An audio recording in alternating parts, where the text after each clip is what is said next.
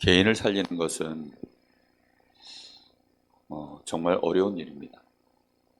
개인을 살린다는 말은 그 한 사람에게 우리가 개인적으로 붙어서 1대1로 그 한 사람을 인격적으로 교제하면서 많은 시간들을 함께 동행하면서 이 사람을 살리는 일이기 때문에 멀리서, 예를 들어 제가 목사인 제가 강단에서만 말씀 전하는 거하고 실제 제가 성도를 개인적으로 만나서 오랫동안 교제하고 말씀을 나누고 이렇게 하는 것은 너무나 다른 얘기입니다. 이제 그때부터는 뭐가 나오냐면 저의 인격이 다 묻어나와요. 제가 가지고 있는 가치관, 사상, 순간적인 선택 이런 것들이 다 묻어나옵니다. 그렇기 때문에 실제로 이 나를 만난 이 세 가족이 복음을 듣고 처음에는 감동을 받지만 시간이 지나면 이제 이 사람이 더욱더 복음이 깊어지느냐, 아니면 이 사람이 제자로 점점 더 들어가느냐, 아니면 뭔가 모르게 이제 나하고 또 거리를 두고 결국은 이 관계가 끊어지는, 이런 것들이 결정되어지는 것들이 우리가 어떤 기본을 갖고 있냐에 따라서 달라지는 겁니다. 우리는 개인을 살릴 수 있을 만큼 복음이 나의 것 되어 있어야 돼요. 그러니까 결국은 내 것만 저 사람한테 정확하게 전달되어져 가는 거예요. 결국은 평균치입니다. 평균치. 특별히 내가 힘내가지고 막 쥐어짜서 하는 거 말고 결국은 지속하다 보면 딱 내가 된 만큼만 저기에게 전달되어져요. 그러다 보니까 우리가 개인을 살린다는 것은 결코 쉬운 일도 아니고, 그렇다고 해서 반대로 어려운 일이 아닙니다. 어느 정도 내가 이 복음 안에서 나 자신이 은혜 받고 규모가 잡히고 거기에 대한 결론이 내려지고 방향만 조금만 내가 이제 그 여정을 걷기 시작하면 되게 쉬운 일이에요. 왜냐하면 내 인생길을 가는 거니까. 내 삶을 그렇게 실제로 살아버리는 거니까. 그러면 이제 쉬워지거든. 근데 이게 그냥 마치 코미디언들처럼 그냥 쇼하기 위해서 앞에서 나와서 웃기는 모습하고 실제 뒷모습하고 다르면 그거 되게 어려워지거든. 실제로 코미디언들이, 개그맨들이 집에 가면 말을 한마디도 안 한대요. 그 개그맨들 부인은 재밌을 것 같은데 재미가 하나도 없대요. 오히려 집에 가면 한마디도 말 안 하고 오히려 우울증에 시달리고 막 공황장애 와 있고 이러니까 뭐 개인의 문제를 해결을 못하는 거죠, 결국. 그래서 우리가 EBS 사역을 한다. 실제로 우리가 한 사람에게 복음을 전하고 그 사람을 영접시켜서 이 사람이 한 사람의 성도로, 하나님의 자녀로 그의 여정을 갈 수 있도록 돕는다는 것은 우리가 얼마만큼 하나님 보실 때 준비가 되었냐에 따라서 하나님이 사람을 붙이는 것입니다. 사람을 하나님이 붙여야 그때부터 역사가 일어나는 거고, 하나님은 우리를 너무나 잘 알고 계셔요. 그래서 하나님은 이 개인을 살리는 이 기본에 대한 메시지를 사실은 예수님이 3년 공생애를 통해서 계속 보여주시는 거예요.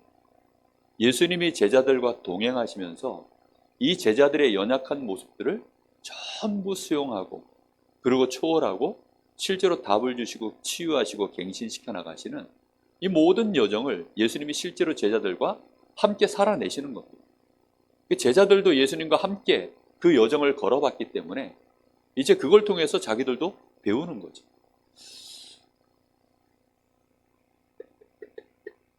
그래서 정말 중요한 부분이 뭐냐면 개인을 살린다 했을 때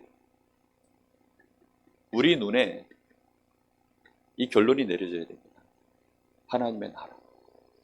하나님의 나라를 예수님은 계속 말씀하셨기 때문에 지금 이 말씀을 나누는 겁니다.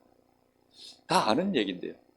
이게 다 아는 얘기가 아니라 그것이 우리에게 정말 어느 날 내 거 되는 날이 오거든요.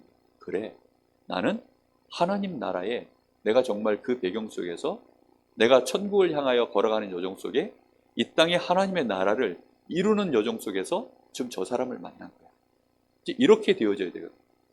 그래서 중요한 부분이 뭐냐면 오늘 예수님이 사도행전 1장 3절에 부활하시고 나서 그리고 감람산에서 그 중요한 시간표 속에 40일 동안 하나님 나라를 말씀하셨어요.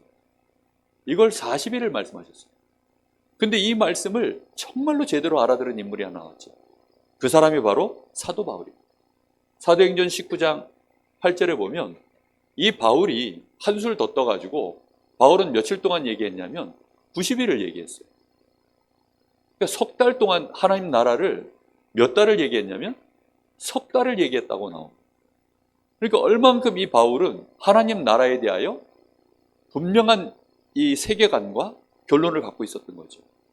근데 이 바울 사도가 실제로 에베소 전도를 하고 전 아시아에 이 복음이 모든 사람 다 듣도록 복음이 전파되고 난 이후에 내가 이제는 로마도 보아야 하리라 할 만큼 대역사가 일어났었던, 가장 큰 증거가 일어났었던 현장이 바로 바울 사도가 이 메시지 했던 바로 그 자리입니다. 거기서부터 시작되어졌어요.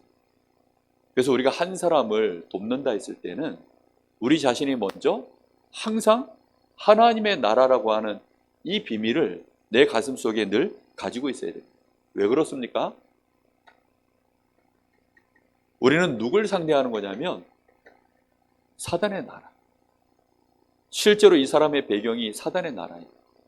지금 세상 자체가 앞으로 이 사람이 계속 하나님 자녀로 구원은 받았지만, 영접은 했지만, 이 사람은 나를 만나는 시간 말고는, 주일날 와서 예배드리는 시간 말고는 나머지는 전부 어디서 살아요? 사단의 나라 사람들하고 같이 살아가는 거예요.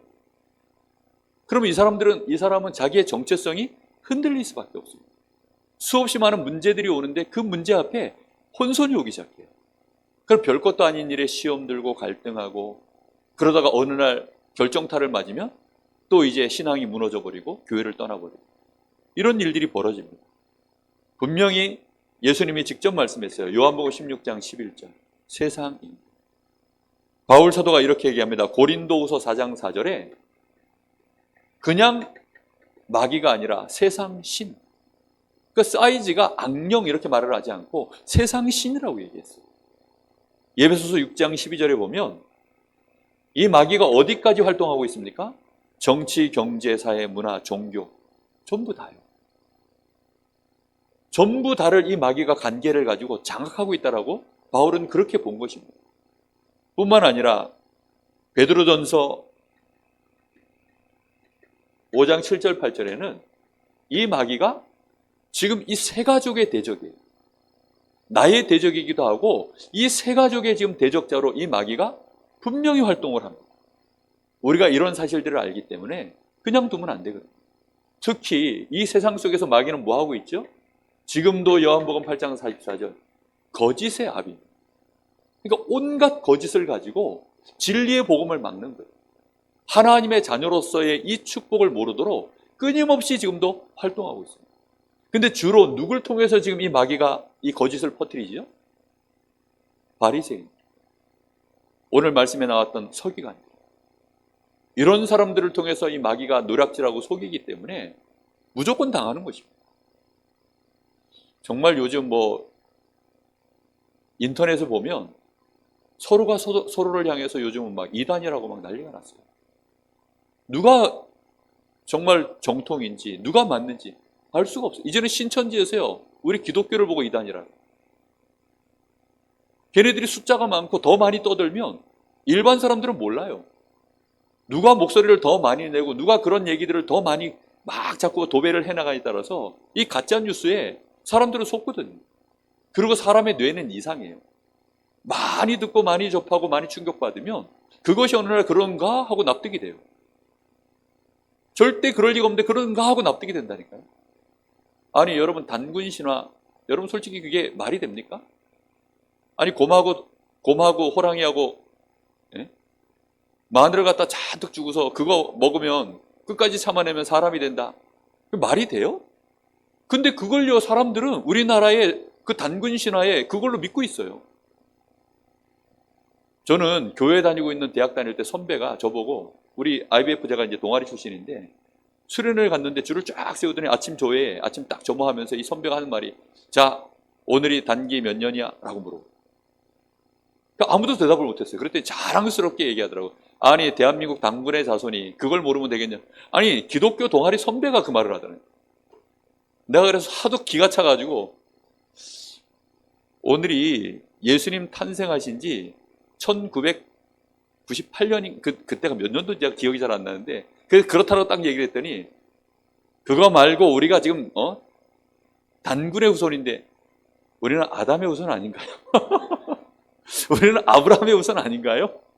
우리는 하나님 자녀 아닌가요? 내가 이랬더니 얘가 갑자기 말문이 막히나 봐.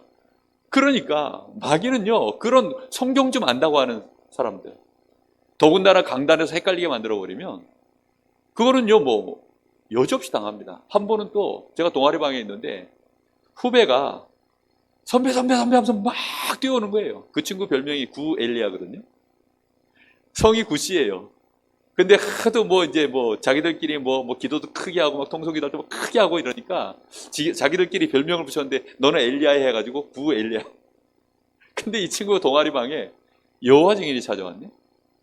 여호와 증인이 찾아와가지고 그래가지고 이제 자기 1대1 사역하는 그 선배가 그 동아리방에 이제 있는데, 아니 그 여호와 증인이 와가지고 이 선배를 딱 붙잡고 얘기하는데 한마디 대꾸도 못하고 있으니까 선배가 가가지고 좀 얘기 좀 해달라고 저한테 쫓아온 거예요.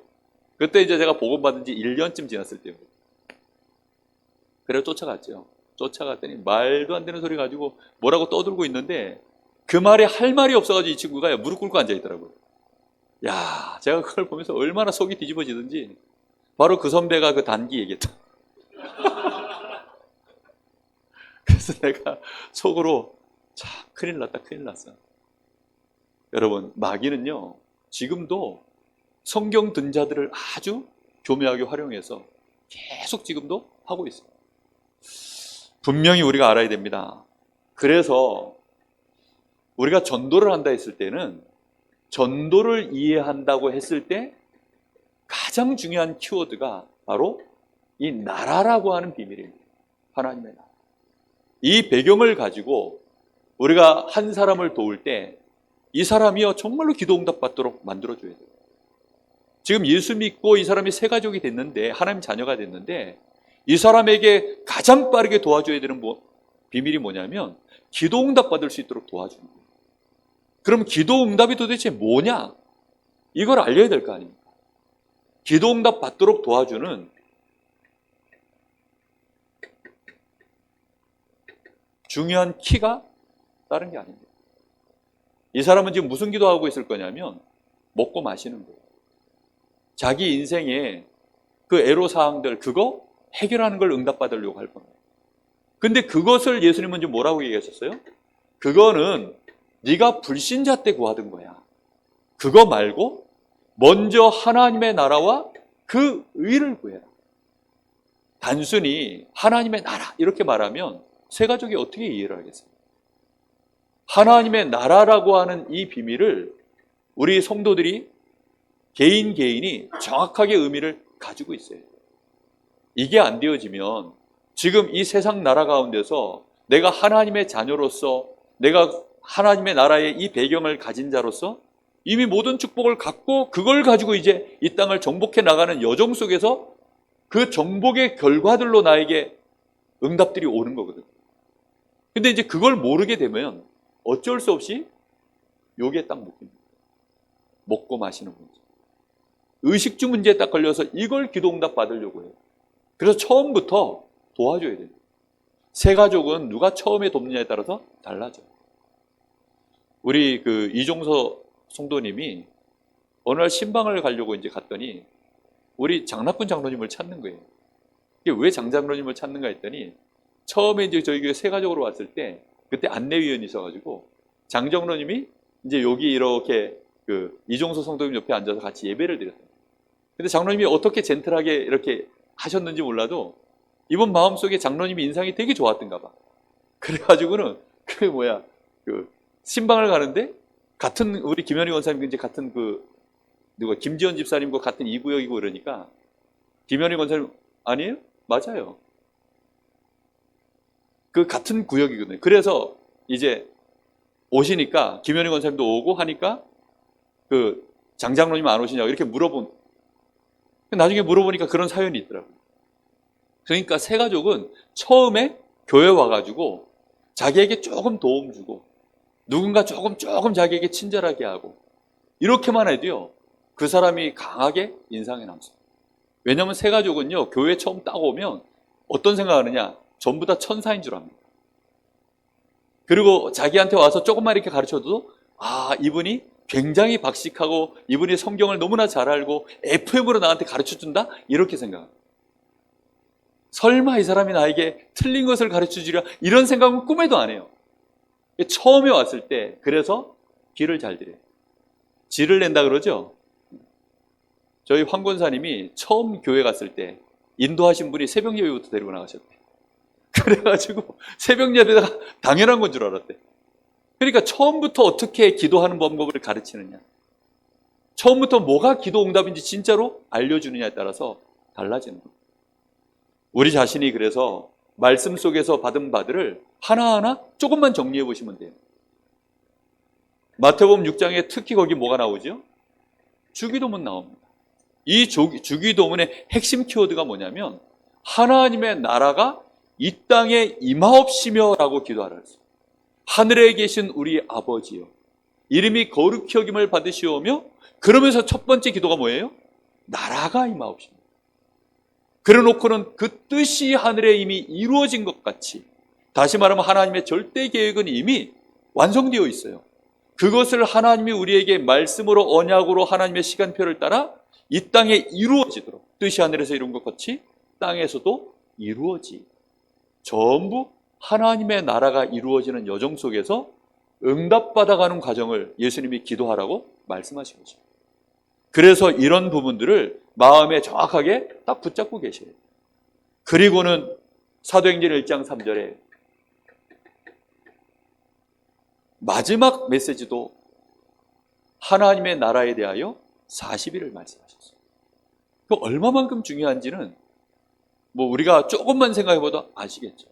그럼 내가 하나님 나라에 대하여 잘 모르겠다. 그럼 어떻게 하셔야 될까요? 나 자신도 빨리 하나님의 나라에 대하여 더 말씀을 듣고 말씀을 찾고 하나님 앞에 기도하시면서 하나하나를 내 것으로 실제로 만드셔야 돼요. 그렇게 안 되어지시면 나도 모르는 사이에 이 사람과 나 사이에 묘한 다른 나라가 생겨요. 이 사람은 지금 육신의 나라 속에 있고 나도 육신의 나라 속에 있는데, 육신의 나라 속에 있으면 결국은 무슨 나라가 만들어진지 아세요? 그 가운데 사단의 나라가 만들어져요. 하나님 나라가 임하는 것이 아니라 사단의 나라가 그 사이에 끼어요. 그래서 이 사람도 육신의 눈으로 나를 쳐다보고 나도 이 사람을 육신의 눈으로 쳐다보면 결국은 그 육신의 눈으로 서로 쳐다보는 그것이 사단이 우리에게 각인뿌리 체질로 만들어 놓은 것들을 가지고 서로를 바라봅니다. 그래서 그런 오해를 없애는 과정이 뭐냐면 함께 동행하면서 내가 정말로 하나님의 나라의 그 축복을 누림 속에서 이 사람을 만나는 것이 중요합니다. 자, 바울 사도가 그래서 실제로 최고의 역사가 일어났었던 사도행전 19장 이 8절에 최고의 역사가 일어났었던 그 두란노 서원에서 있었던 메시지, 그게 하나님 나라입니다. 우리는 역사를 크게 일으키자, 그게 아닙니다. 적어도 우리가 가지고 있는 이 세계관이 개인을 만났을 때 묻어 들어가요. 이 사람이 순간순간 지금 헷갈리거든요. 탈북민들이 처음에 이제 한국에 넘어오면 그 교육을 받는 기간이 있어요. 또 그 일반 우리 학생들이, 민간인들이 처음 군대를 들어가면 군인으로서 또 정신교육과 모든 훈련을 반복적으로 받아서 군인 정신이 들어가도록 만드는 훈련 기간이 있습니다. 그러니까 그런 기간이 꼭 필요한 거예요. 새 가족에게 그런 친구 같은 역할, 선배 같은 역할, 믿음의 동력자의 역할, 때로는 멘토 역할, 이런 거 하나하나를 해나갈 수 있어야 돼요. 그러려고 하니까 실제 내가 이 안에서 응답받는 힘이 있지 않으면 안 돼요. 내가 하나님 나라 안에서 공급받는 응답의 비밀. 그래서 이걸 가지고 있을 때 비로소 뭐가 되냐면 지속이 됩니다. 내가 하나님의 나라가 이해된 만큼 지속이 되어져요. 또 하나님의 나라에 대해서 내가 집중한 만큼 이해가 돼요. 사람 뇌라는 게 되게 이상해요. 우리 사람 뇌는 영적인 것도 알도록 만들어놨고 육신적인 것도 알도록 만들어놨습니다. 하나님이 짐승하고 달라서 사람의 뇌는 영적인 것도 알고 육신적인 것도 알고 두 가지 다를 알도록 하나님이 그렇게 만들어놨습니다. 그래서 하나님의 생명을 실제로 우리 안에 하나님의 형상을 닮은 영혼이 우리 안에 들어있고 또 육신도 우리는 가지고 있고 그래서 하나님도 알고 세상도 알고 이렇게 만들어졌습니다. 그러다 보니까 영적 세계는 구조 자체가 우리 눈으로 못 보잖아요. 들을 수도 없잖아요. 그리고 실제 우리가 육신 속에서 벌어지는 일들도 우리 뇌 안에서는 어떻게 움직여져 나가는지를 우리는 잘 알지 못한 채 어떤 것들은 믿고 있고 이해하고 있고 괜찮을 거다라고 생각하고 저건 아니다라고 우리가 부정적으로 생각하고 이런 것들이 우리 뇌에서 이미 많이 만들어져 있어요. 여러분 그런 일련의 과정이 어떻게 해서 되어진 줄 압니까? 반복된 훈련입니다. 반복된 훈련에 의해서 그렇게 되어져요. 아이들이 언어를 배울 때 태어나서요 반복적인 부모에게서 끊임없는 말들을 들을 때 저절로 배워져요. 부모가 직립보행을 하잖아요. 그러면요 아이들도 부모가 누웠다가 일어났다가 앉았다가 섰다가 하는 거를요 수없이 보면서 이 아이들이 그게 학습이 되는 거예요. 그리고는 자기들도 최종 형태는 어떻게 하려고 그래요? 일어서려고 그럽니다. 부모처럼 뛰고 싶어요. 부모가 하는 모든 것들을 흉내내려고 아이들이요 끊임없이 반복된 행동을 합니다. 이해해서 하는 게 아니에요. 근데 그거 하다가 어느 날 몸이 세워지는 거예요. 그러면 선다라는 게 뭔지를 우리 뇌가 드디어 이해해버려요. 무슨 말인지 이해됩니까? 하나님은 그런 구조로 만들어 놓으신 이유가 뭐냐면 영적 세계도 그렇게 이해하게 만드시려고. 그래서 하나님의 말씀에 대하여 우리가 집중하면 그래서 하나님께 대하여 이 말씀과 하나님의 나라의 이 비밀 속에 우리가 집중해 나가는 이 시간들이 있으면 어느 날 우리 뇌에서요 딱 이해가 되는 순간이 와요. 이게 얼마나 중요한 얘기인지 모릅니다. 아까 제가 밥을 먹으면서 이제 그런 얘기를 잠깐 했는데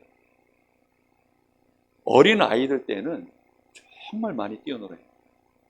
왜 많이 뛰어놀아야 되냐면 우리 온 몸이 뇌예요, 뇌. 그러니까 우리 뇌를 발전시키는 방법은 온 몸이 뛰어노는 겁니다. 근데 아이들이 가만히 앉아서 스마트폰 들여다보고 앉아가지고 손가락 하나 움직이고 눈동자 왔다 갔다 하고 이러면 애들이 어떻게 될까요? 뇌가요 발달이 안 돼요. 그래서 초등학교 때, 막 중고등학교 때 엄청 언제까지 뛰어놀아야 되냐? 대학생 때까지. 한 25대까지는요, 엄청 뛰어놀아요. 우리 대한민국이 그래도 건전하고 건강한 이유가 남자애들은 군대를 갔다 오죠. 그때까지 뛰어놀도록 만드니까. 근데 요즘 아이들이요, 머리가 다 깨져버렸어요. 왜 깨지느냐? 그냥 마우스 하나 들고 눈만 움직여요, 눈만. 손가락만 움직입니다. 그러는 사이에 이제 뇌가 다 어두워지는 거죠. 그러면 영적 사실에 대하여 이게 가질 않아요. 말씀을 들은 것이 싫어집니다. 근데 운동을 자꾸 하면 실제로 그래서 많은 이제 미국에 있는 유명한 대학들은 그리고 중고등학교들은 또 우리나라에도 엘리트 학교들, 저 민족사관학교 이런데 거기는요 운동 시간이요 프로그램으로 쫙 깔려 있습니다. 그거 하물해가지고 뇌가 엄청나게 시너지가 일어나서 발전하니까. 뇌과학자들이요 근래에 들어서 지금 계속 뇌에 대한 비밀을 밝혀내면서 하는 얘기입니다. 그래서 우리 아이들 운동시켜요. 제가 이 얘기를 왜 합니까? 말씀 속으로 자꾸 들어올 수 있도록 많이 만나고 많이 포럼하고 온갖 잡다한 얘기를 다 갖다가 결국 하나님 나라로 연결시켜서 내가 세계관을 갖고 있으면 말할 수 있어요. 제가 그래서 우리 랩런트들하고 메시지 하면요 정말 말도 안 되는 얘기를 다 갖다 붙여가지고 복음 설명합니다. 그렇게 설명하는 이유가 뭐냐면 세계관이 그렇게 돼 있으니까. 그리고 그렇게 하면 아이들이 보면서 느껴지는 거예요. 하나님의 나라를 내가 진짜로 이해한 만큼 지속하고 또 지속된 만큼 이해가 되어져요. 이렇게 되어져야만 이제 이걸 해결해 줄 수 있어요. 이 사람이 겪는 갈등, 이 사람이 왜 갈등을 겪는가? 정말로 갈등의 이유가 너무나 많은 사람들이 지금 예수 믿으면서도 갈등하거든요. 교회 안에서도 갈등합니다. 근데 이 사람들이 갈등하는 이유가 뭐냐면 자, 복음을 이해했으면 갈등할까요? 안 할까요? 여러분 어떻게 생각합니까? 인간관계 갈등이 복음을 이해했어요. 그럼 갈등할까요? 안 할까요? 어떨까? 왠지 모르게 갈등할 것 같다라는 게 정답인 것 같죠.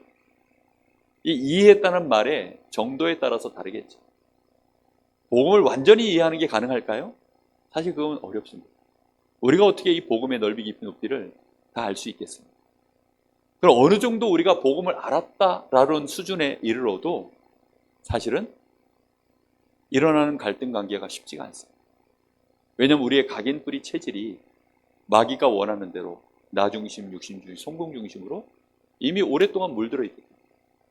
그러면 이 갈등이라는 것은요, 머리로는 이해되는데 마음이 합해지지 않은 상태 아니에요. 그러니까 아예 머리로도 이해 안 되고 마음도 안 맞으면 싸워버리거든요.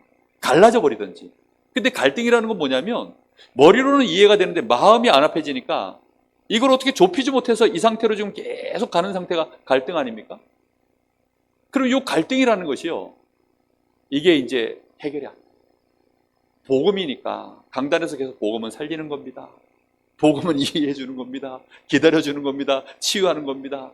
믿음의 형제를 향해서 욕하면 그것은 거식입니다. 계속 이렇게 얘기하니까 아니 차마 입 밖으로 말은 못하겠고 속에서는 막 천불이 올라오고, 예? 열불만 올라오면 괜찮은데 열불 곱하기 100불 해가지고 천불이 올라오니까 아니 막 얼마나 속이 상합니까 지금. 그러니 이게요 어려운 거예요. 근데요 복음 이해만으로는 사실 그래서 갈등이 100% 해결합니다.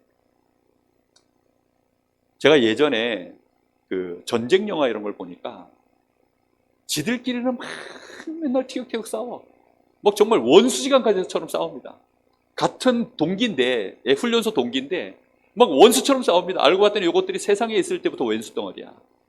그래가지고 바깥에 때 있었던 그 은원 관계가 그대로 지금 이 군대 안에까지 들어와가지고 뭐 죽이니 살리니 그러고 있어요.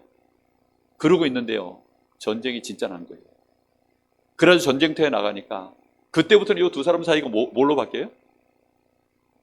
그야말로 원네스로 딱 바뀝니다. 그 전까지는 여기에 쏴 죽이고 싶은 놈이었는데 이제는요 이게 같이 막 동료가 되는 거예요. 완전 원네스가 돼요. 무슨 뜻이냐? 정말 전도를 이해하면 갈등을 넘어섭니다. 정말로 복음 전해야 되겠다. 우리가 한두 사람한테 그냥 복음 전하는 게 그건 작은 의미의 전도고요. 우리가 강릉 지역 전체를 정말로 살려야 되겠다.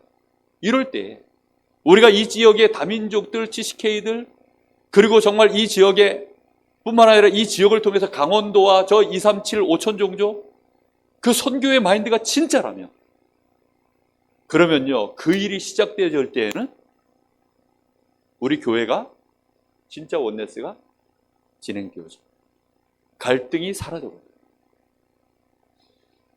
이게 굉장히 중요한 부분입니다. 그래서 사람들이 갈등하는 이유가 전도는 이해했는지 몰라도 결국은 뭐가 이해 안 된 거예요? 전도가 이해 안 된 상태는 끊임없는 갈등 상태가. 이 세 가족과 내가 원네스 되어지는 방법이 뭔지 아세요? 이 세 가족이 정말로 전도하고 싶은 마음이, 복음을 이해하고 나의 가족들, 내 현장에 이 복음운동, 전도운동을 일어날 그 중심이 진짜 이 세 가족 속에 생겨나면 전도를 이해한 거거든요. 그러면 이 사람이요 갈등을 이겨낼 수 있기 시작합니다. 저 불신자와 나 사이에 복음의 눈으로 저 사람을 쳐다보고 저 사람을 어떻게 하면 전도할까? 그리고 우리 교회에 정말로 이렇게 말씀 전하는 사역자가 있는데 나하고 마음에 안 들어. 그런데 이 사람한테 복음을 전하러 가야 되는데 한 팀이 되어야 되는 상황이 되어지면요 그를 위해서 기도가 되어져요. 저절로 원네스가 되어져요. 교회에 갈등이 일어나는 이유는 그래서 복음이 없어서가 아니에요. 복음이 정말로 깊어지면 뭐 갈등은 웬만한 거 다 사라지죠. 그런데 중요한 건 뭐냐면 근본적으로 갈등의 소지는 계속 일어납니다. 왜냐하면 하나님이 우리 교회 안에서 고인물 되어지는 걸 원치 않으세요. 이 복음 가지고 실제로 전도운동 하기를 원하시거든요. 그래서 우리는 예루살렘, 온유대, 사마리아 땅끝, 그걸 언약으로 붙잡고 나가야 될 줄로 믿습니다. 반드시 우리는 이걸 보셔야 돼요. 그래서 전도의 밭, 하나님의 나라라고 하는 개념 속에서는요 큰 덩어리를 의미하는 것입니다. 한 개인에게도 하나님 나라지만 전체를 보는 거예요. 강릉 지역에 22만 명. 한때는 23만이었습니다. 근데 우리가 좀 힘들까 봐 하나님이 10,000명 깎아주셨어요.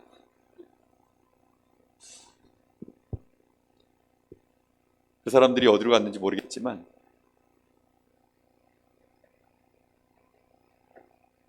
강원에 우리가 대충 200만으로 추정을 하지만 사실 인구가 훨씬 적어요. 강원도 200만. 237 나라. 이 현장을 정말로 내 마음속에 전도와 선교해야 되겠다. 이러면 우리 눈이요 굉장히 이렇게 여유가 생깁니다. 눈앞에 거 보고 이 사람에 대하여 함부로 판단하자. 하나님이 이 사람을 나에게 만나게 하고 우리 교회 안에서 한 성도로 우리가 함께하게 하고 이 세 가족이 우리 교회 안에 나와 하나님의 관계를 묶어줬을 때 분명한 정말로 세계 복음화, 지옥 복음화에 대한 하나님의 절대 계획이 있어서 나를 만나게 하셨다. 하나님 나라의 백성으로 함께 원네스에서 사단의 나라를 무너뜨리는 일에 함께 하나님이 필요해서 우리를 묶으셨구나. 이게 내 마음속에 진짜 들어옵니다. 그러면요 사람 하나도 우리는 함부로 대하지 않아요. 전도 캠프, 실제 현장에 전도 운동하면 너무나 중요한 사람들로 전부 바뀌게 되어 있어요. 뿐만 아니라 이걸 통해서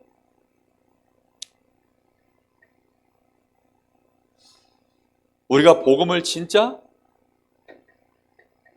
점점 더 깨달아가는 또 이런 일이 벌어지고 우리가 복음을 이해하고 그걸로 머물러 있는 것이 아니라 전도를 이해하고 정말로 전도하려고 하고 이런 전도의 밭들을 자꾸 보다 보면 하나님이 그것 때문에 놀랍게도 복음을 더 이해하게 만들었어요. 그렇게 해서 복음을 이해하게 만드는데 어떤 상황으로 가도록 만드냐?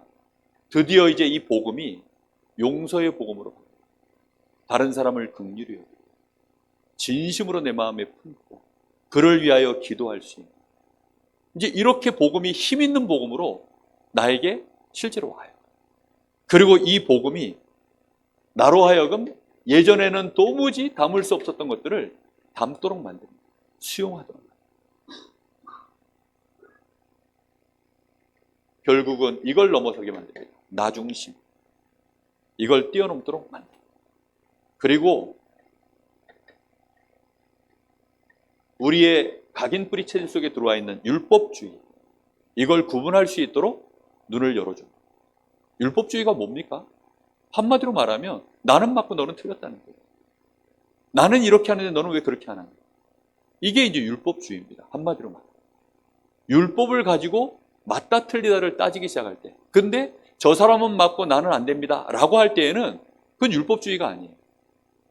근데요, 나는 의로운 것처럼 생각하면서 저 사람을 틀렸더라고 얘기하는 거예요. 그러면 이제 그게 율법주의가 돼요. 우리는 율법을 기준으로 해서 나를 쳐다봐도 그렇고 저 사람도 봐도 그렇고 시간 지나면 결국은 다 죽습니다. 그게 아니라 복음으로 사람을 쳐다볼 수 있는 이런 눈들이 자꾸 열려지게 돼 있어요. 특히 신비주의 사람들 많이 좋아하거든요. 신비주의라는 게 뭡니까? 오직 복음이 아니에요. 이제 뭘 원하냐? 체험. 당장 뭔가 역사가 일어나길 원하는 거예요. 당장 역사가 일어나는 이런 것들을 너무 이제 중심으로 가버리면 결국은 역사 일어나는 쪽으로 우리는 자꾸 끌려갑니다. 하나님의 나라라고 하는 전체 안에서 이 흐름을 보는 눈을 가져야 되는데 자꾸만 육신 중심의 어떤 체험들 아니면 어떤 역사가 일어날 만한 그런 어떤 많은 활동들 그런 것들에 우리는 마음과 생각이 끌려가요. 그래서 다시 얘기합니다. 갈등이 이거 못 넘어서면 처음에 신앙생활이 힘들어요. 그래서 이 갈등을 넘어서도록 만드는 가장 중요한 답은 처음엔 복음입니다. 자꾸만 복음을 실제로 이해시키고 복음으로 자꾸만 답을 주고 그러면서요 이 복음으로 저 사람을 긍휼히 볼 수 있는 그 눈이 열려지는 순간 전도의 눈이 열립니다. 그럼 저 사람도 복음이 필요하고 그런데 저 사람을 진짜 도우려고 하니까 혼자만이 아니라 이게 시스템이 필요한 거고 그렇게 되어져. 저는 우리 성도님들이 목회자 한 사람의 역량에 의해서 세계복음화할 일꾼으로 설 수 있다. 그 생각 꿈에도 해본 적 없어요. 그래서 훈련이라는 게 필요한 거고, 그래서 우리 전도 시스템 이런 것들이 다 필요합니다. 하나님의 은혜가 특히 가장 필요하죠. 그래서 그것 때문에 기도하고 훈련받고 우리가 이런 시스템들을 위해서 성전 건축도 하고 RUTC도 하고 금토일 시대 준비하고 이런 거 하는 겁니다. 마침 이제 금토일 시대 앞에 두고 우리 중직자분들이 산업인들이 계속 모여서 포럼하시면서 지금 이제 우리 교회 급하게 해야 될 일들 그걸 놓고요. 포럼하시는 중에 교회 2층 리모델링에 대한 이런 얘기들이 지금 자연스럽게 계속 흐름이 나와서 너무 감사하게 생각합니다. 우리 렘넌트들 제대로 키우려고 하면 하나님의 나라라고 하는 이걸 가지고 키워낼 수 있도록 하려고 하면 아까도 얘기했지만 집중의 시간들이 필요합니다. 우리 아이들은요. 일주일이면 4, 5일을 우리 손을 떠나서 아이들이 자라면 자랄수록 부모 손 떠나고 교회 손 떠나서 세상 가운데서요. 마귀가 원하는 대로 길들여져서 인생을 살아갑니다. 우리 시원이가 처음에 초등학교 딱 들어갔을 때 장기자랑 시간이 있더래요. 아니나 다를까. 시원이는 장기자랑할 때 뭐 했냐. 주일학교에서 배운 거 율동하면서 주일학교 찬양을 합니다. 하고 나서 분위기가 싸니까 아차 싶었나 봐요. 그 뒤로 마상을 입고 마음의 상처입니다. 마상을 입고 그리고서는 이제 정신을 차렸어요. 정신을 차렸는데 그 뒤로 정신을 못 차리는 것 같습니다. 농담입니다. 정말 중요한 부분이에요.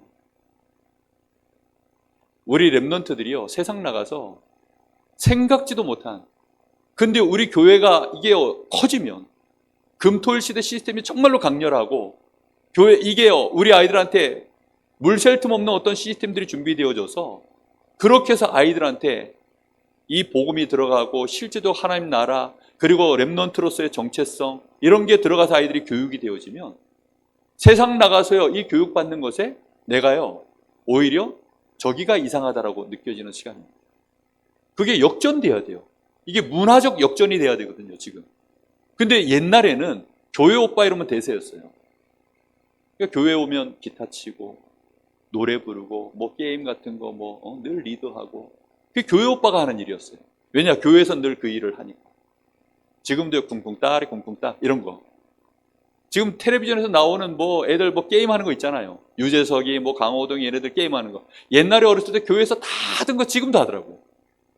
그러니까 그런 것들이 문화적으로 교회가 앞서 있었기 때문에 교회 가는 것이 자부심이 있었어요. 근데 요즘은 오히려 이제 문화적 역전이 일어났기 때문에 지식적으로 문화적으로 많은 부분이 그러다 보니까 렘넌트들이 힘들어합니다. 그래서 우리가요 이 세 가족 하나를 돕고 세 가족 하나를 실제 세울 때 하나님의 나라라고 하는 이 배경 안에서 내가 있음을 알도록 도와주는 그 여정. 그 여정 속에 가장 중요한 키가 뭐냐면 결국은 전도까지 이해시키는 거죠. 그래서 우리는 지금 뭐 하고 있는 과정이냐면 실제 개인을 살릴 수 있는 기초 준비하는 시간입니다. 개인을 살린다고 했을 때 우리 마음속에 항상 이게 들어있어야 돼요. 이 한 사람을 통해서 하나님은 전체를 살릴 문을 준비하고 계십니다. 그러니까 이 한 사람은 한 사람이 아니에요. 이 사람은 우리 강릉 지역 전체를 이 사람과 관련되어 있는 그 뒤에 수많은 밭들을 살릴 수 있는 문으로 하나님이 세우신 것입니다. 그래서 한 사람을 바라볼 때마다 우리는 그 뒤에 있을 70제자 한 사람을 바라볼 때마다 그 뒤에 있을 70지역 우리는 이 생각을 늘 마음에 품어요. 그래야 이 한 사람을요 굉장히 소중하게 봅니다. 한 사람을 그냥 보는 것이 아니에요. 그리고 거기에 따른 시간표가 있어요. 시간표가 언제입니까? 하나님이 원하시는 시간표가 오면 그때 이제 기적이 일어나요.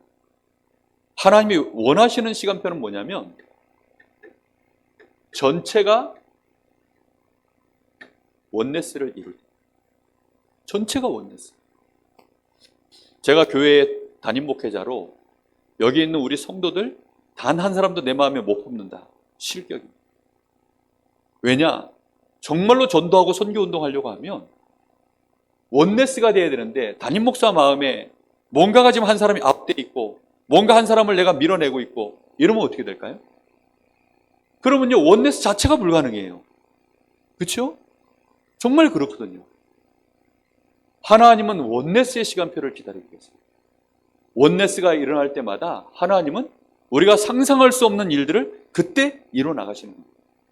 출애굽의 역사를 보세요. 우리는 말로만 들었지 출애굽의 역사, 정말로 어린 양의 피, 이 양의 피를 바른 날 전 이스라엘이요 다 발랐어요. 그때 기적의 출애굽의 역사가 일어났어요. 출애굽, 이게 가능한 일입니까 과연? 이건 불가능한 일 아닙니까? 근데 출애굽의 역사가 양의 피를 바르는 그날 한두 사람이 바른 게 아니라 전 이스라엘이 양의 피를 다 바르던 그날, 그때 일어난 것입니다. 우리 교회 모든 성도들이 오직 그리스도 되어지는 날 하나님은 역사를 시작하실 줄 믿습니다. 뿐만 아니라 요단강을 가르고 이제 가나안을 정복해 들어가는 시간표는 언제인 줄 아세요? 출애굽의 역사는요 어린 양의 피 바를 때 그리스도의 언약으로 원내스 되어질 때 출애굽의 역사가 일어납니다. 완전히 해방되어지는 역사가 일어나요. 그러다가 이제 정복의 시간표는 언제 일어납니까? 요단강을 건너 저 가나안 땅을 정복해 들어갈 때가 언제냐면 언약궤를 따라갈 때, 하나님의 말씀에 약속 붙잡고 원내스 되어져 들어갈 때, 그때 정복의 시작이 되어지는 것입니다. 우리가요 이런 기본적인 말씀의 흐름들을 시간표를 마음에 담으셔야 돼요. 그래서 지금 우리가 40일 집중 이 기도를 하고 있는데 우리 김전도사가 저 위에다가 이렇게 소제목을 달았어요. 모든 사람 듣게 하기 이전의 기도. 저걸 써가지고 저한테 왔더라고요. 이제 월요일 날, 화요일 날 새벽 예배 메시지를 딱 듣고 나서 메시지 흐름을 딱 보니까 제목이 저게 맞는지 이렇게 써가지고 왔어요. 딱 보고요. 너무 마음에 들더라고요. 아, 이 친구가 제대로 말씀을 이해를 했구나. 지금 시간표에 하나님이 뭘 원하시는지 말씀의 흐름을 이해했구나. 딱 보자마자 너무 마음에 들어서 바로 오케이 했어요. 그렇죠. 우리가요 모든 사람이 다 듣게 한다. 우리 힘으로 됩니까? 그거 불가능해요. 그런데 모든 사람이 이 복음을 다 듣게 만드는 진짜 시작, 그것은 원내스입니다. 그래서 우리 교회가 단순히 40일 새벽 기도를 한다, 이건 프로그램이 아니에요. 우리 교회의 도전입니다. 정말로 하나님 앞에서 도전이에요. 우리가 복음 때문에, 전도 때문에, 원네스에 대한 도전, 그 시간입니다. 마귀가 우리 마음에 뿌려놓은 상처가 얼마나 많습니까? 마귀가 우리 속에 뿌려놓은 안 된다라고 하는 실패의식이 얼마나 많습니까? 오직 복음이, 이게 과연 말은 그렇게 못하지만 우리 속에 그 갈등과 여러 가지 지금 혼란이 얼마나 많습니까? 그 모든 것들을 넘어설 수 있는 오직 복음, 언약궤를 따라가는 이런 원네스의 축복이 시작되기를 간절히 기도하고 있습니다. 분명히 여러분 보세요. 사도행전 이 마가다락방에 보면 여기에 원네스가 일어났습니다. 많은 숫자가 아니에요. 120명. 120명이 원네스를 했어요. 뭘 붙잡고 했습니까? 138의 언약 붙잡고. 그리스도, 하나님의 나라, 성령 축복. 이걸 붙잡고 간 것입니다.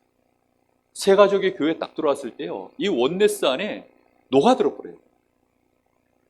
세 가족이 딱 들어왔을 때요, 이 원네스 속에 이질감을 느끼는 게 아니라 지들끼리 노는구나 이런 거 말고요, 말 그대로 원네스 안에 함께요, 자기도 모르게 녹아드는 이런 응답들이 일어나야만 마귀가 힘을 못 써요. 실제로 교회가 힘있게 모든 사람 그리스도 듣게 만드는 그 응답의 발판들을 하나님이요, 우리가 보이지 않는 곳에서 하나님의 시간표를 움직여 나가시는 것입니다. 생각이나 있겠습니까? 이 사람들이 마가의 다락방에 모여서 열흘 동안 기도했는데 성령이 거기에 임한 거, 그거는 뭐 하나님 약속이니까 당연한 건데, 그 뒤에 하나님이 어떻게 하셨어요? 그와 동시에 15나라의 중요한 이 디아스포라들이 거기에 와서 이 복음 듣게 만들고, 그리고 말씀의 성취가 일어나는 그 현장을 보게 만들고, 그리고는 그들 가운데 이 복음을 듣고 마음에 찔림을 얻어서 그날 예수를 믿고 예수의 제자가 된 자들이 3,000명이나 일어나는 이 일들이, 아니 이 사람들이 상상이나 있겠습니까? 근데 그 응답의 역사가 거기서 벌어진 거예요. 저는 그래서 제 마음속에 꿈꾸는 게 있습니다. 우리 교회가 원네스 되어지는 일에 헌신할 것이다. 우리 교회가 정말로 복음 때문에, 전도 때문에, 선교 때문에 하나님의 나라를 놓고 성령 충만의 이 기도 하나에 원네스 되어지는 일에 나는 헌신할 것이다. 제가 당장 뭐 할 수 있는 게 없어요. 당장 할 수 있는 건 없지만 이 헌신을 누군가가 정말로 우리가 마음 닫고 몇 사람이 한다면 가능해지는 거 아니겠습니까? 새 가족은요, 이런 큰 은혜의 흐름 안에서 교회 안에서 교회화 되어지면 금방 제자로 가. 왜요? 교회 전체 분위기가 원체 강렬하게 가니까. 아니 여기서 저 부산이 어딥니까? 매주 그 핵심 메시지 들으래요. 목사님들이 거기까지 매주 날아갔었어요. 왜냐? 분위기가 그랬어요. 그 흐름이 그랬다니까요. 그러다 보니까 그게요, 너무나 당연스러운 일이었어요. 심지어는 이단 정죄받고 이러는데도 그게요, 너무나 이게 자연스럽고요, 당연하고 자랑스러운 분위기였어요. 요즘은 RTS 출신들이 또 다락방에 뭐 몇몇 목사님들이 자꾸만 이제 탈퇴를 해요. 이게 왜 탈퇴를 하느냐? 우리 교회도 한때 그런 갈등이 있었죠. 교회 이름 좀 바꿉시다. 강릉 세계로 교회 다 다락방 한다고 소문 다 나서 교회 이름을 좀 바꾸면 우리 랩런트들이 좀 뭐 어느 교회 다니냐 이랬을 때 편안하게 얘기 좀 할 수 있도록 바꿉시다.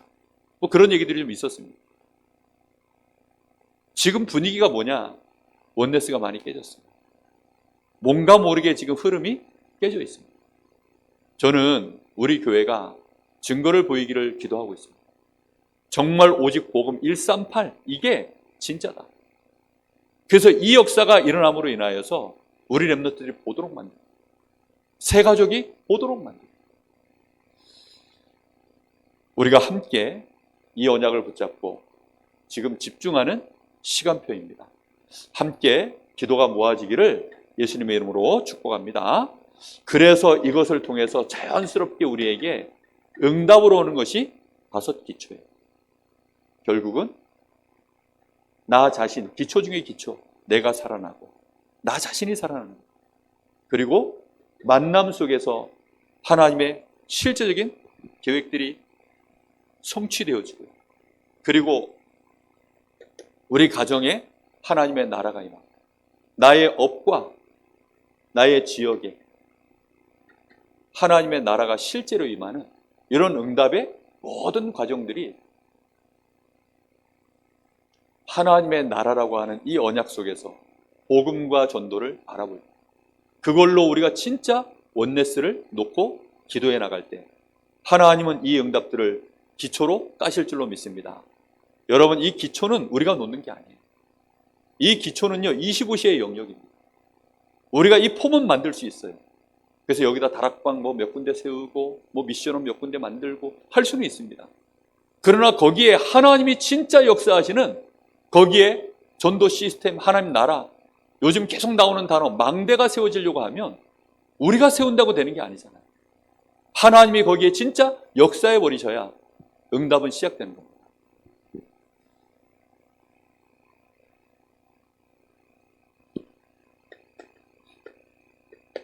결론을 딱 품으세요. 결국은 우리는 이 모든 것들을 하면서 큰 거잖아요. 이거 잘못하면 크게만 갑니다. 그런데 이 모든 거 하는 이유가 100m 던질 수 있는 힘을 가지고 10m 앞에 10m 앞에다 창을 던지기 위한 우리의 기본입니다. 10m 겨우 던질 힘을 가지고 이 사람한테 10m 앞에 던지는 것이 아니라, 우리가 던지는 이 메시지가 100m 던질 수 있는 힘을 가지고 이 사람에게 10m 앞에 창을 던지는 마음으로, 그거 준비하는 기본이에요.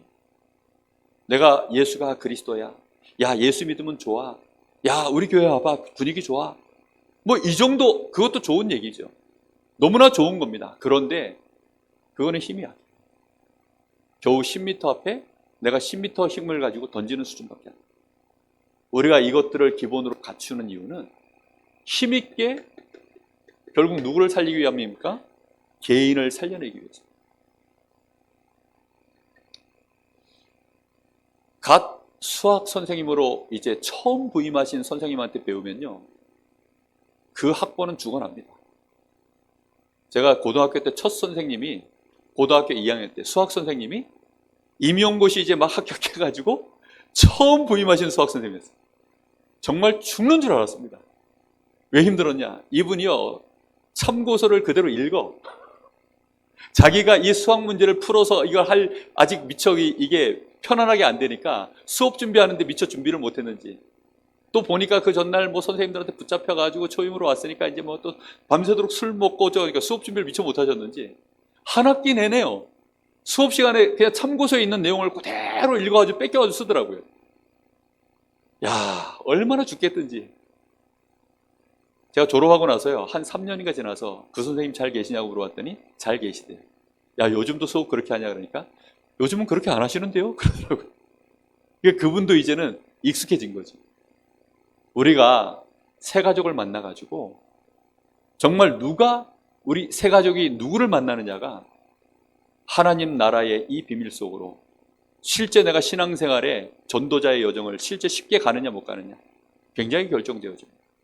오늘 이 오후 메시지가 또 요즘 계속 나오는 우리 강단 메시지의 흐름이 여러분 속에 잘 뿌리 내려지기를 바랍니다. 우리는 반드시 이 복음 체험하셔야 돼요. 다른 체험 다 해도 복음 체험 못하면 결국은 안 돼요. 복음 체험 뭡니까? 그리스도 체험하시는 거예요. 그리스도를 정말로 알고 어느 정도 아느냐? 나의 구주로 영접할 만큼 일단 알아야 됩니다. 그렇죠? 새 가족이 그리스도를 아는데 나의 구주로 이분을 당연히 필연적으로 절대적으로 영접해야 됩니다. 여기까지 알도록 만들어야 됩니다. 그 정도를 넘어서서 드디어 이 사람이 그리스도가 나의 구주가 아니라 아예 나의 주인이십니다. 드디어 뭘 넘어서는 거예요? 나 중심을 넘어서서 정말로 그리스도가 나의 주인이십니다. 여기까지 갈 수 있도록 복음 체험하도록 도와줘요. 그러면 내가 어때야 될까요? 내가 주인이 바뀌어 있어야 돼요. 주인을 바꿨다라고 하는 가장 큰 증거로 나타나는 결과가 뭐냐면 그게 예배입니다.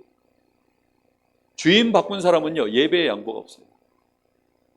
주인을 바꿨기 때문에. 주인을 정말로 바꾼 사람은요, 예배에 대하여 갈등 없습니다.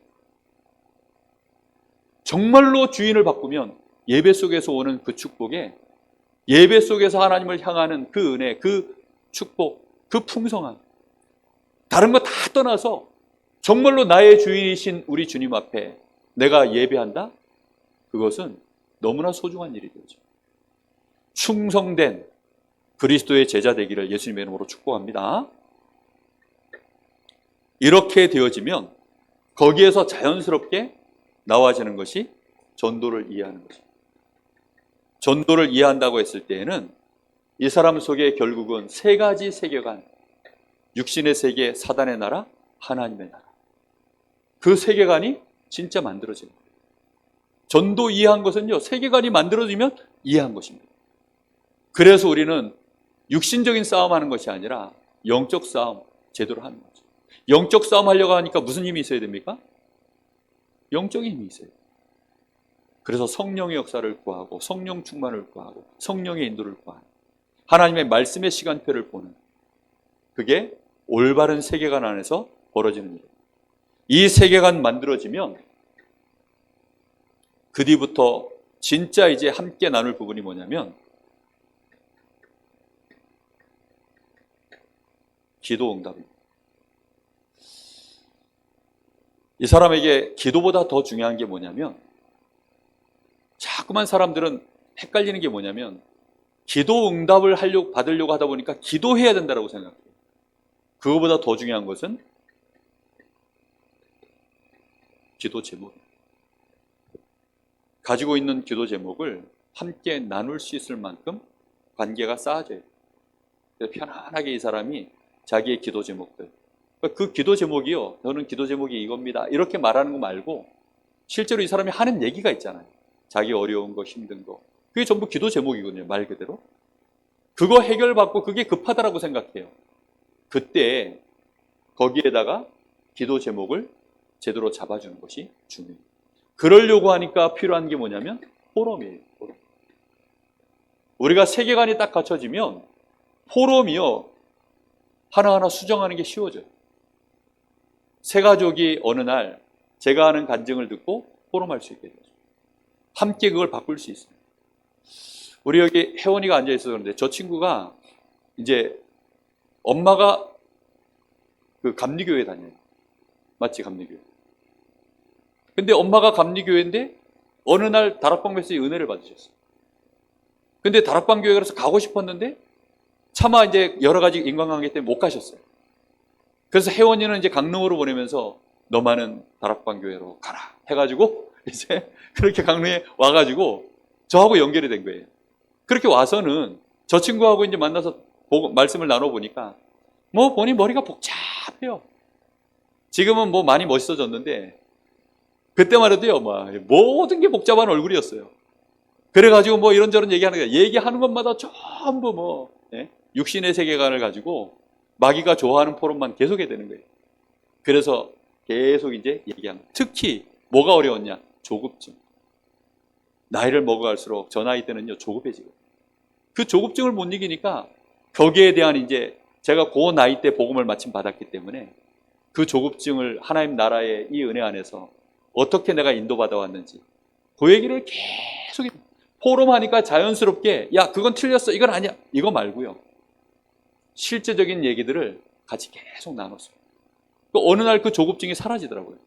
그러더니 애가 군대 갔다 오더니 목사님 아무래도 저는 강릉에 있어야 될 것 같아요. 오늘 그러더라고요. 그 왜 그러냐면 복음 안에서 함께 가야 될 뭔가 이유가 언약이 발견된 거죠. 그때부터 동력이 가능해지는 거죠. 우리가 새 가족을 내 제자로 만들고 그게 아니에요. 하나님의 나라를 위하여 함께 갈 수 있는 그 중요한 기도 제목이 소통되어지고 포럼되어지고 그것이요 결국 뭘 중심으로 바뀌어야 됩니까? 복음의 말씀 중심으로 계속 바뀌어서요. 특히 새 가족에게 가장 필요한 게 뭐냐면 그래서 예배고요. 예배 때 하나님의 주의 종을 통해서 강단에서 오늘은 새 것과 옛 것을 어떻게 꺼내오는지 한번 들어보죠. 그겁니다. 새 것과 옛 것을요 계속 꺼내서 우리에게 말씀을 주시는데 그게 하나님의 나라의 말씀이거든요.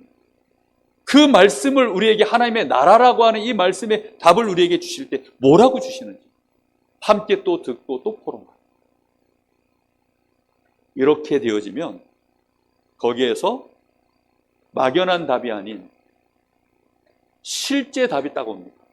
실제 답이라는 건 뭐냐면 사역자가 얘기해주고 목사님이 얘기해줘서 이해한 답이 아니라 내 마음속에 그렇구나 믿음이 진짜 올라오는 그런 답을 말합니다.